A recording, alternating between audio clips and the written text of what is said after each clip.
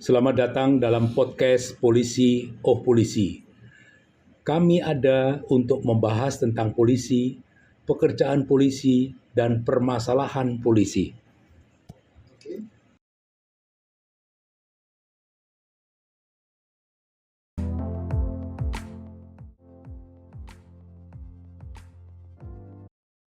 Selamat sore pemirsa sekalian yang kami banggakan. Ketemu lagi kita dalam bincang-bincang.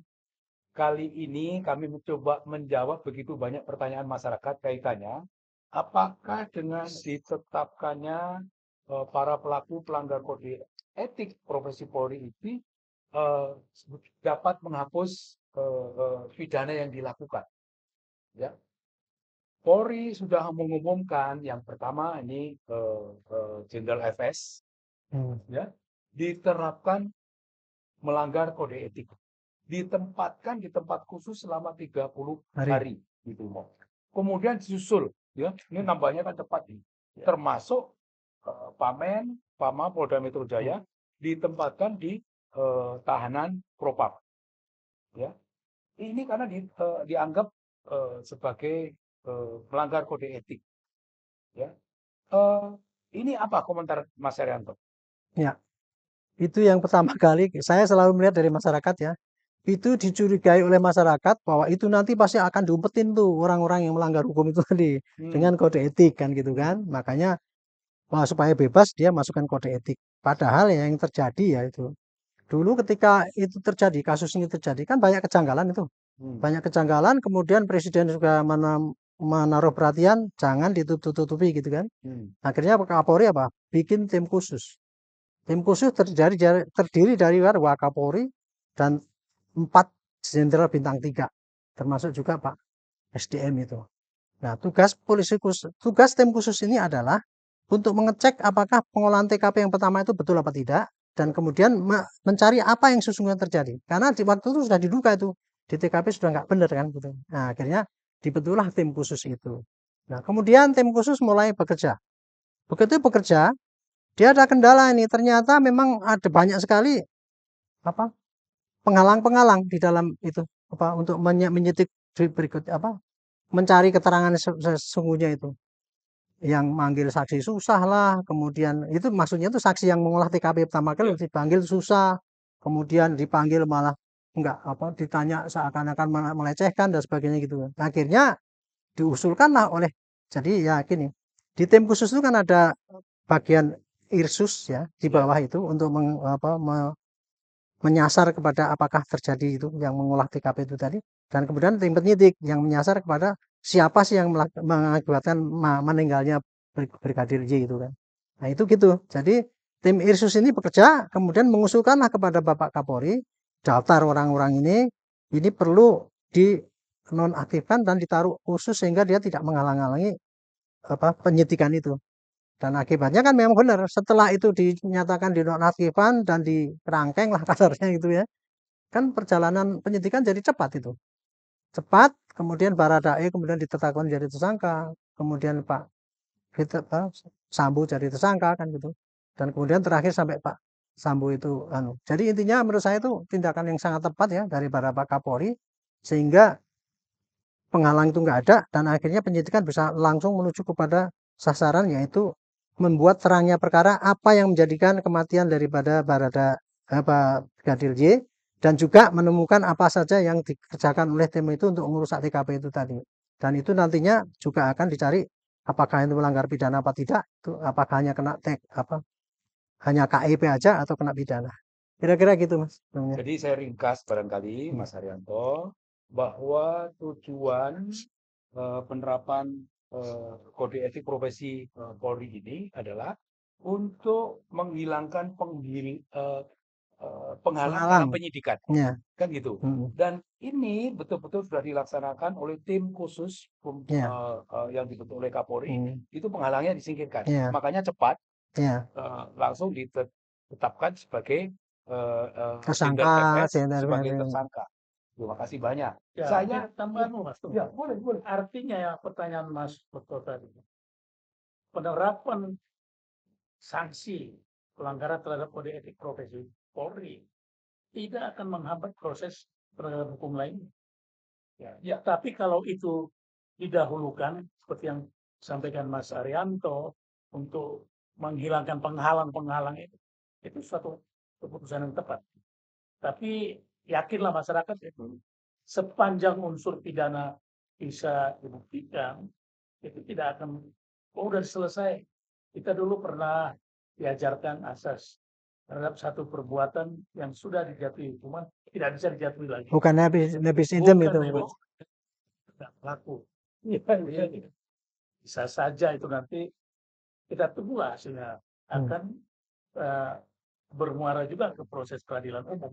Artinya kita juga masyarakat ini dapat memberi apresiasi kepada Pak Kapolri yang membuat tim khusus. Ya. Ya, kita apresiasi kepada tim khusus untuk ini dapat segera menghilangkan penghalang untuk penyidikan. Ya. Kan ini kan hasilnya karena penghalangannya. Intinya untuk itu kecepatan penyidikan gitu ya. Karena itu Berikutnya pertanyaan saya kepada Bang Aritonang, masyarakat itu awam ya, nggak ngerti. Ini proses penegakan aturan kode etik profesi di lingkungan Polri itu seperti apa? Mungkin barangkali Bang Aritonang bisa menjelaskan. Ya, sekilas saja, nggak usah satu buku dijelaskan semua. Ya, nggak pulang kita nanti. Jadi proses pengawasan di internal Polri, terutama pengawasan terhadap pelanggaran kode etik profesi Polri, sudah ada dulu dirumuskan kode etik profesi Polri. Kemudian pelanggaran terhadap kode etik tersebut dikeluarkanlah peraturan Kapolri nomor 14 tahun 2011 tentang kode etik profesi Polri, KPP yang sering disingkat. Dalam peraturan ini tadi itu menjawab juga yang nomor 1, bahwa semua tindakan polisi itu harus dapat dipertanggungjawabkan. Dipertanggungjawabkan baik secara pidana, secara perdata, administrasi, disiplin maupun kode etik. Jadi nggak enak jadi polisi itu. Satu perbuatan bisa sudah kena pidana, kena lagi perdata, kena administrasi, penurunan pangkat, pemecatan. Itu terhadap satu perbuatan bisa saja. Siapa yang suruh jadi polisi? Loh kan begitu ya. Ya memang aturannya seperti itu. Ya. Itulah yang menjadi dasar bagaimana peraturan penegakan hukum terhadap pelanggaran kode etik ini ditegakkan di lingkungan Polri.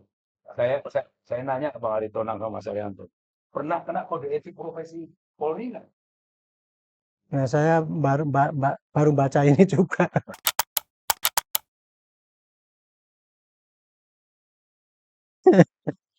Kita lewat ya. Baru keluar di peraturan. Peraturan itu kita masih dinas. Mas Arianto udah pensiun.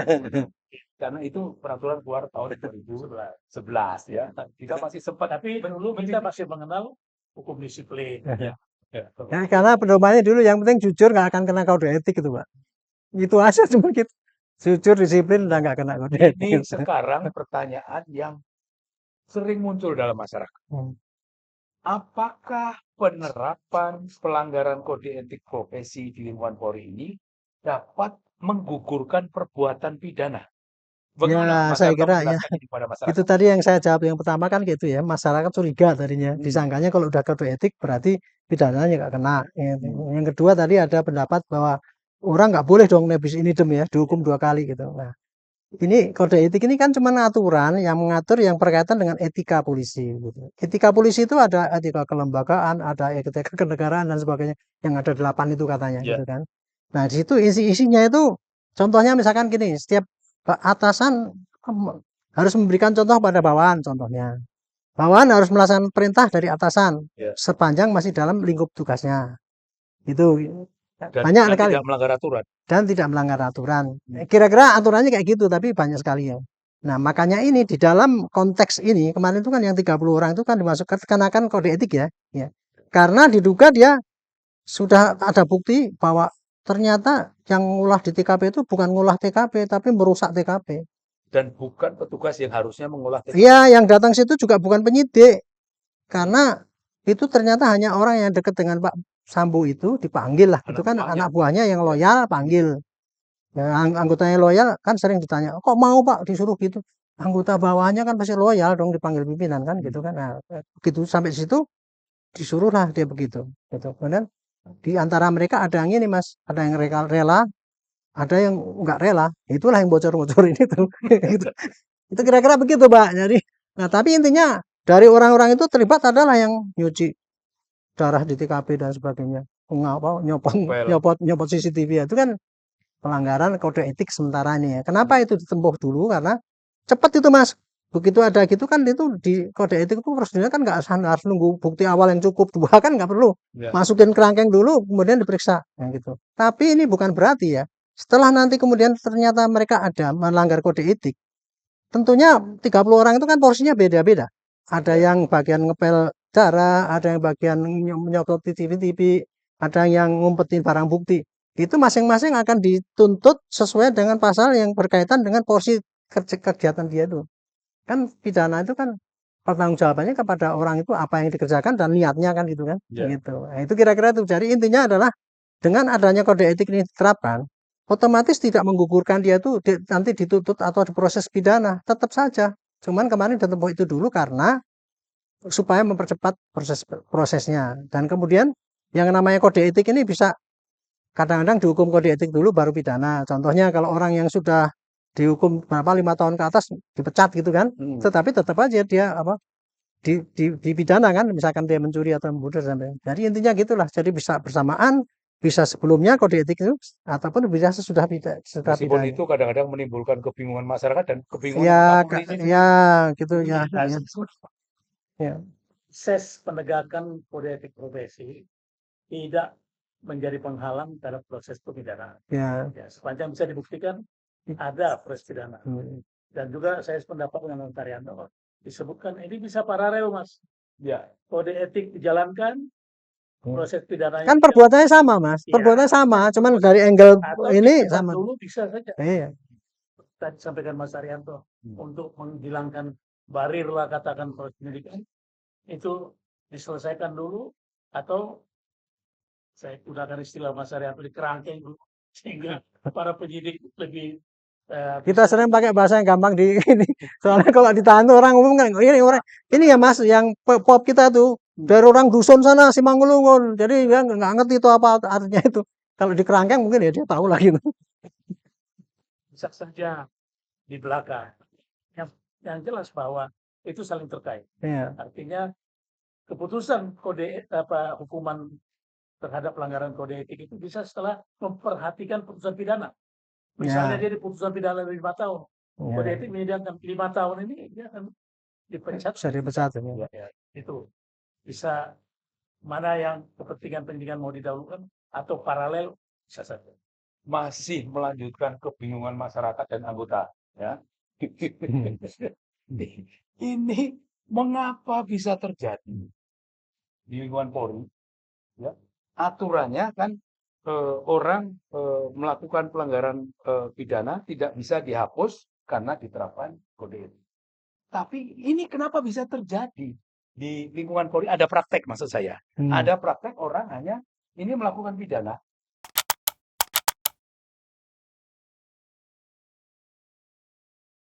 Ya, saya setuju itu pernah terjadi atau bahkan ada terjadi, masyarakat juga bisa melihatnya. Hanya saja mungkin pertimbangan ini keluar dari rule of the game lah ya, keluar pakemnya di tapi mungkin karena perbuatan pidana sedemikian ringan, tidak pidana ringan lah misalnya, tapi itu mencolok mata harus ya, mau diajukan perbuatannya sudah dipelajari pasalnya juga nanti pemirsa dia mungkin lebih tepat dikenakan sanksi kode etik profesi. Ada pimpinan mengambil jalan, walaupun tadi di luar pakem. Kalau hukum kan nggak boleh itu. Mungkin gini Mas. Mungkin ya yang lebih tepat adalah ada orang yang sudah diduga melanggar pidana, tapi kok cuman kode etik ya. Ya. Karena kalau orang yang pidana itu kan sudah pasti divonis. Ya kan? Di pidana itu berarti pasti sudah divonis. Tapi kalau patut diduga dia melanggar pidana, tapi kenapa kok cuma kode etik toh? Itu mungkin lebih tepat daripada kita nanyakan kok pidana kok kemudian cuma kode etik. gitu kan. Karena sepanjang dia belum diputus kan belum pidana dia itu. Jadi orang yang sudah patut diduga melakukan pidana, tapi kok masih cuma kode etiknya, itu jawabannya seperti Mas Karena ada masyarakat iya. melihat Iya, pimpinannya, katakanlah komandannya mengatakan, sudah, kami sudah tindak yang bersangkutan. iya gitu. Saya pakai hukum disiplin atau kode etik. Masyarakat menuntut lebih. Ya itu risikonya menjadi anggota Polri yang tunduk kepada peradilan umum. Ya Bang, Iya. tapi ada pertanyaan lanjutan nih Bang. Ya.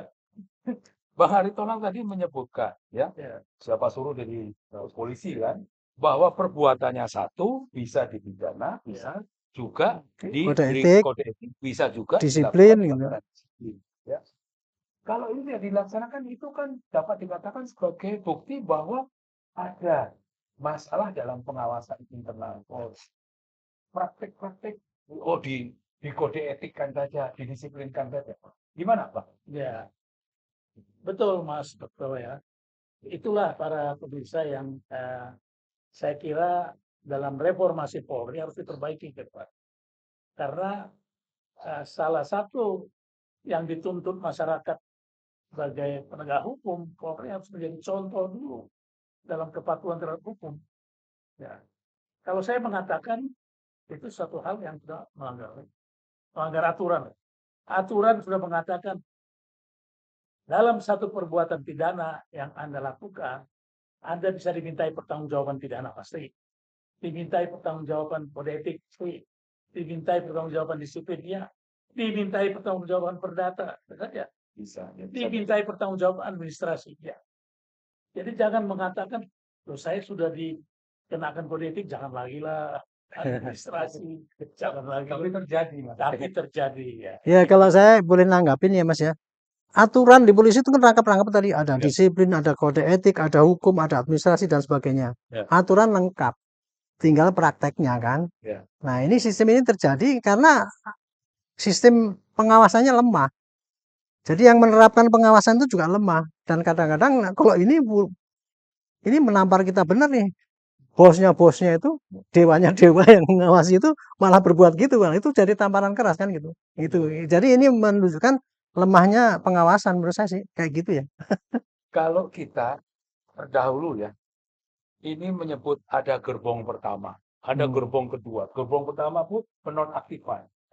Gerbong kedua pencopotan dari jabatan, dimutasi. Dimutasikan itu di Myanmar, bukan apa-apa ya. Yang ketiga dilakukan tersangka dan ditahan. Ini gerbongnya itu kan banyak. Ini baru muncul lagi gerbong baru. Gerbong isu ya. Jaya. Gerbong isu gitu. Bukan maksudnya orang yang yang dimasukkan gerbong. dimasukkan ke dalam sel.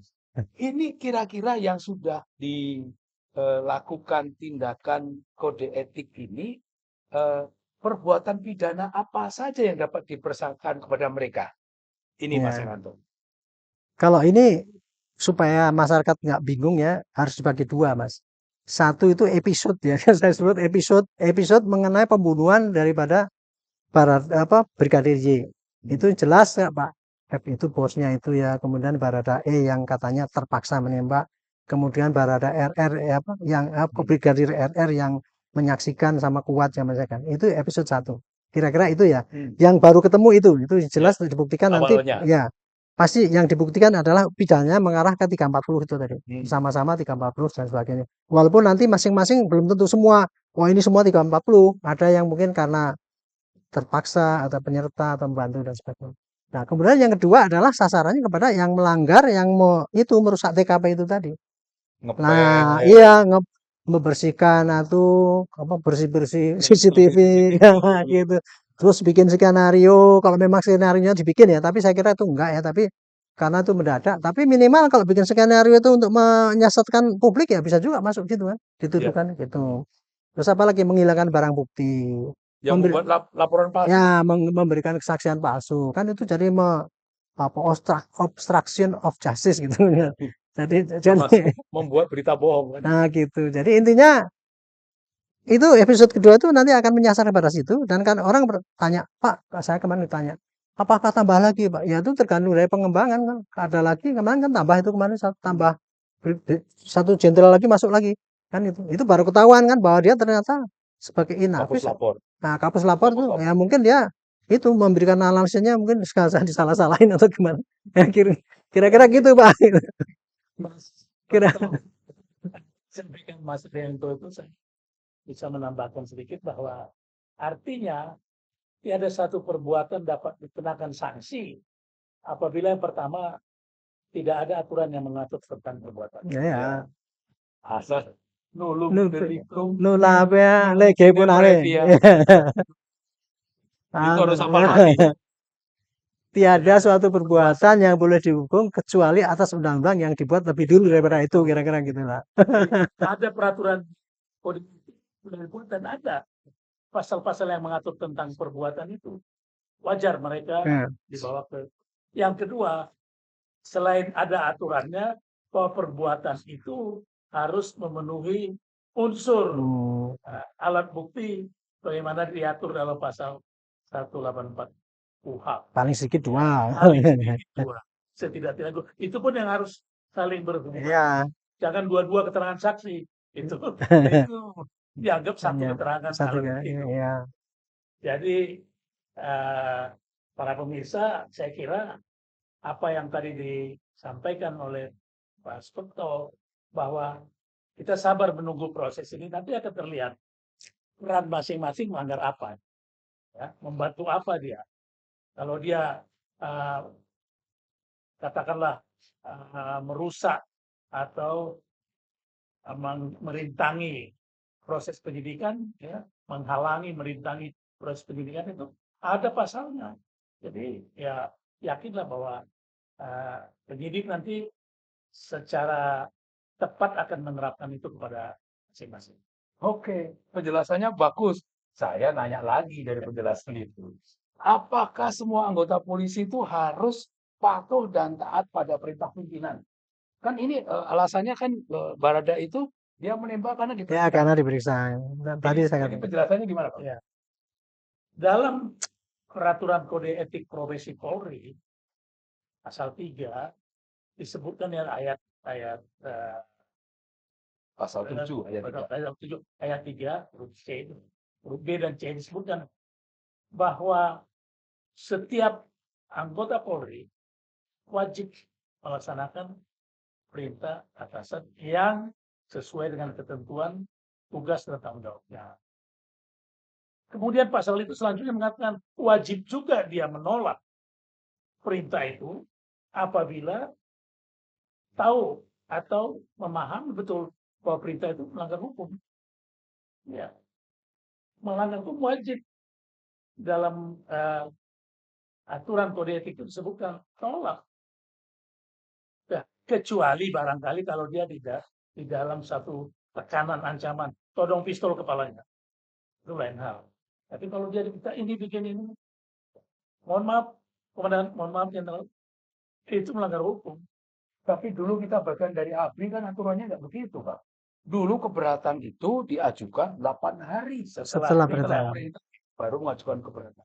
Gimana perubahannya itu kok nggak bikin bingung tuh Pak? Saya melihat bahwa inilah barangkali bedanya atau kenapa Polri itu keluar dari TNI juga, karena kita itu panglima kita itu hukum, ya.